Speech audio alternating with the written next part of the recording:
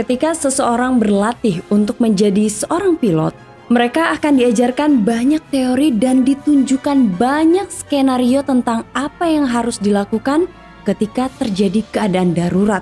Semua ini untuk memastikan keselamatan pesawat dan penumpangnya.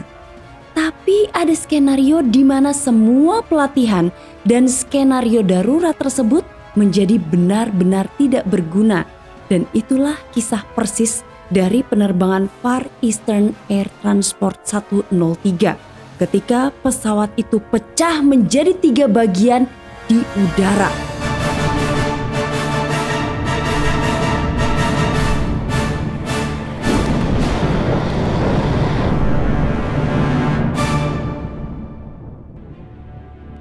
Kita akan melihat mengapa kecelakaan ini membuka masa depan yang cerah bagi industri penerbangan. Saya Tamara Delv, kita take off ke kronologi. Eastern 103 diizinkan lepas landas menuju landasan pacu 28.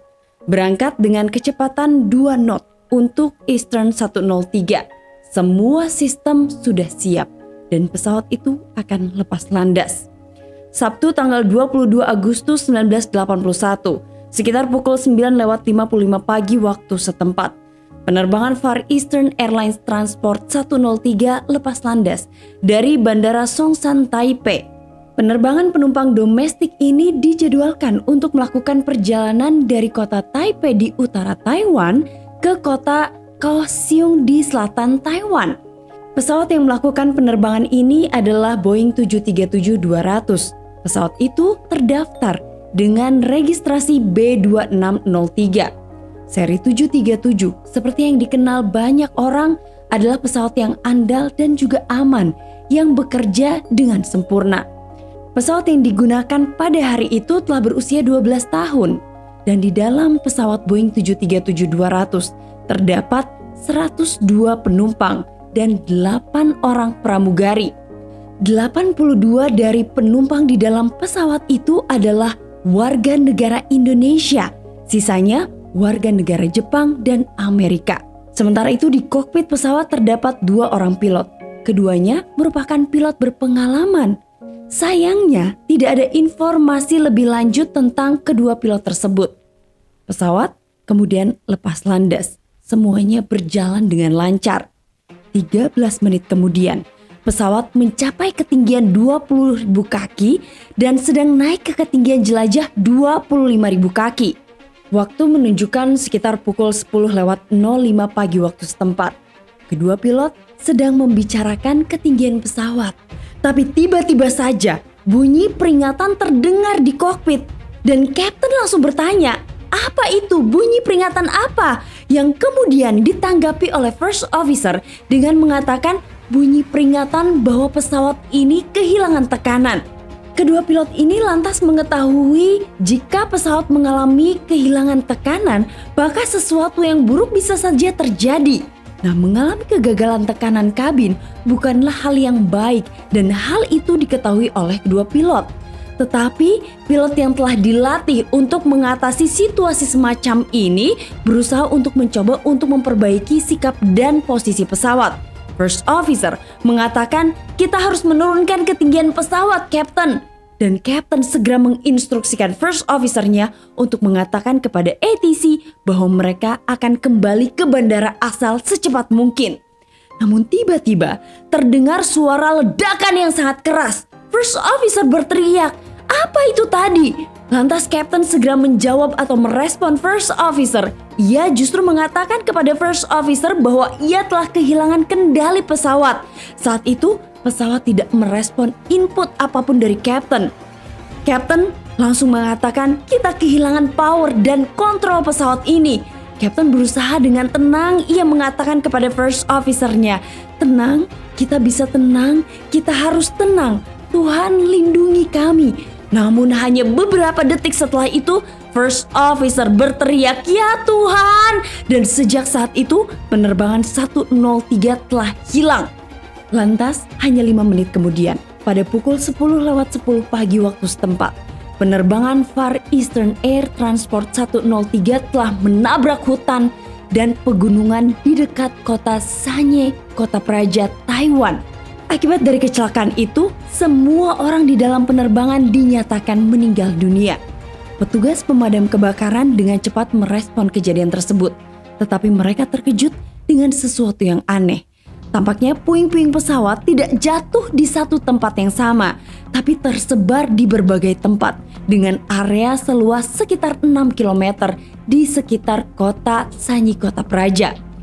Bagian hidung pesawat mendarat di hutan dekat pegunungan, sementara puing-puing lainnya mendarat di sekitar wilayah kota Yuanli dan juga kota Tongxiao.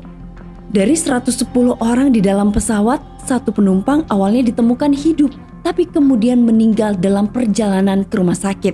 Pada akhirnya, tidak ada seorang pun yang selamat dari semua orang di dalam pesawat.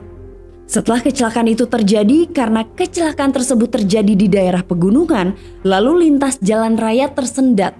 Jenazah korban segera dibawa ke stasiun kereta api Sengsing. Dari sanalah kemudian jenazah-jenazah para korban diangkut dengan kereta api ke rumah sakit terdekat. Pada saat itu, apa yang terjadi pada penerbangan 103 menjadi kecelakaan pesawat paling mematikan di Taiwan, dan hingga saat ini tetap menjadi kecelakaan pesawat kedua paling mematikan di Taiwan. Lantas pertanyaannya, mengapa pesawat Boeing 737-200 yang populer itu mengalami kecelakaan? Mari kita selidiki dalam investigasi. Mengingat bahwa puing-puing ditemukan di lokasi yang berbeda, hal ini menunjukkan bahwa pesawat telah terpisah di udara. Nyatanya, pesawat itu terpisah menjadi 3 bagian. Nah, tentu saja hal ini mengingatkan kita pada tragedi yang terjadi pada TWA 800 ketika bagian-bagian dari pesawat itu robek menjadi 3 bagian. Jadi tentu saja pertanyaan yang tersisa adalah bagaimana dan mengapa hal ini bisa terjadi. Ketika tim investigasi melihat buku catatan penerbangan pesawat, kemudian mereka menyelidiki kotak hitam atau black box, mereka menemukan beberapa hal. Perekam suara kokpit merekam suara-suara di kokpit, dan perekam data penerbangan merekam parameter penerbangan 30 hingga 60 menit terakhir pesawat. Setelah menganalisis logbook dan 2 kotak hitam, tampaknya pesawat terus mengalami satu masalah, yaitu masalah tekanan kabin. Menurut buku catatan, pada tanggal 5 Agustus 1981 atau 17 hari sebelum bencana terjadi, pesawat kehilangan tekanan kabin saat pesawat itu sedang naik dari Taipei menuju ke Kaohsiung di Taiwan dan melakukan pendaratan darurat di Bandara Songshan di Taipei. Nah, pesawat tersebut kemudian dibawa ke hanggar diperbaiki. Pada tanggal 22 Agustus pada hari kecelakaan, pesawat lepas landas dari Bandara Songshan di Taipei pukul 7.30 pagi waktu setempat untuk penerbangan pertamanya di hari itu, yaitu dari Taipei ke Mekong di Taiwan. Lantas saat pesawat itu naik kembali, tekanan kabinnya hilang dan melakukan pendaratan darurat lagi di Bandara Songshan Taipei pada pukul 8 pagi waktu setempat. Penerbangan tersebut dibatalkan dan teknisi datang untuk mencoba melakukan perbaikan dengan cepat. Kemudian setelah dilakukan perbaikan, tampaknya upaya perbaikan berhasil karena 1 jam 55 menit kemudian atau pada pukul 9.55 pagi waktu setempat, pesawat kembali lepas landas dari Bandara Songshan untuk penerbangan terakhirnya yang berujung pada sebuah bencana. Logbook dan rekaman dari black box menunjukkan bahwa saat pesawat naik kembali, tekanan kabinnya hilang. Menurut data perekam suara kokpit, kali ini tampaknya keberuntungan telah habis pada penerbangan itu. Hilangnya tekanan kabin kemungkinan diikuti oleh dekompresi eksplosif yang menyebabkan pesawat hancur di udara, sehingga kemudian pesawat itu robek menjadi 3 bagian di udara. Jadi apa yang menyebabkan hilangnya tekanan kabin? Mari kita lihat bagaimana pesawat itu dirawat. Pesawat yang mengalami kecelakaan diproduksi pada tahun 1969. Pesawat ini pertama kali terbang untuk United Airlines di Amerika dan beroperasi selama 7 tahun, hingga kemudian dijual ke maskapai Far Eastern Air Transport pada tahun 1976. Selama periode 7 tahun tersebut, pesawat itu dirawat dengan baik. Tapi mari kita lihat bagaimana ketika pesawat Boeing itu berada di maskapai Far Eastern Air Transport. bagaimana maskapai itu menggunakan dan merawat Boeing 737 dari tahun 1976 hingga tahun 1981 atau sekitar 5 tahun. Ketika pesawat itu tiba di Taiwan, pesawat itu mulai melakukan penerbangan domestik. Sebagian besar menghubungkan pulau-pulau kecil dengan pulau utama. Dan selama 5 tahun penggunaannya, pesawat ini dirawat secara teratur, mengikuti pedoman standar pada saat itu. Jadi di mana asal masalah tekanan kabin? Pertama-tama mari kita lihat dan pelajari bagaimana pesawat dapat kehilangan tekanan kabin. Hal yang dapat membuat tekanan kabin hilang ada 3. Yang pertama adalah kegagalan pada katup aliran keluar. Yang kedua adalah masalah sistem pendingin udara. Dan yang ketiga adalah kegagalan struktural. Kegagalan katup aliran keluar dapat disebabkan oleh katup aliran keluar yang terbuka secara tidak sengaja. Nah, katup aliran keluar adalah katup yang melepaskan udara dari kabin dan kompartemen kargo keluar untuk mengatur dan menyegarkan udara di dalam kabin. Sementara itu, kegagalan struktural secara sederhana adalah ketika kerangka pesawat mulai rusak atau tidak lagi mampu menahan gaya udara yang ekstrim hingga kemudian pecah. Menurut logbook, ketika pesawat kehilangan tekanan kabin saat pesawat itu naik pada tanggal 5 Agustus atau 17 hari sebelum bencana terjadi, teknisi memeriksa kegagalan katup aliran keluar dan sistem pendingin udara, tapi tidak menemukan masalah dan mengembalikan pesawat pada layanannya. Namun, dalam pemeriksaan mereka tidak pernah memeriksa kegagalan struktural pada pesawat Boeing 737 tersebut. Kemudian, pada hari kecelakaan, saat pesawat melakukan penerbangan pertamanya setelah lepas landas, pesawat kehilangan tekanan kabin saat naik kembali ke udara. Teknisi kemudian memeriksa kegagalan katup aliran keluar dan sistem pendingin udara, tetapi mereka tidak menemukan masalah dan mengembalikan pesawatnya lagi ke layanan. Namun sekali lagi, mereka tidak pernah memeriksa kegagalan struktural. Mereka hanya mengganti komponen dalam sistem pendingin udara dan memberikan izin kepada pesawat itu untuk terbang. Kemudian, saat pesawat lepas landas dan naik lagi ke udara, semuanya tidak berakhir dengan baik. Jadi penyebab yang mungkin adalah kegagalan struktural. Jadi bagaimana kegagalan struktural menyebabkan masalah tekanan kabin dan membuat pesawat Boeing 737-200 hancur di udara? Dan untuk mengetahuinya, kita perlu melihat bagaimana pesawat ini digunakan. Pesawat ini terutama melakukan penerbangan pendek dari pulau ke pulau, membawa penumpang dan juga kargo dan semuanya normal. Namun karena beroperasi di daerah dekat laut, air asin pasti memainkan peran dalam hal ini. Dan tampaknya kargo yang dimuat ke dalam kompartemen kargo sebagian besar adalah ikan basah asin yang dikemas dalam kotak. Ketika musim dan permintaan tinggi, ya mereka dikemas dalam kotak. Pada saat itu peraturan tentang apa dan bagaimana membawa barang dalam kompartemen kargo tidak seketat seperti sekarang, terutama di Asia.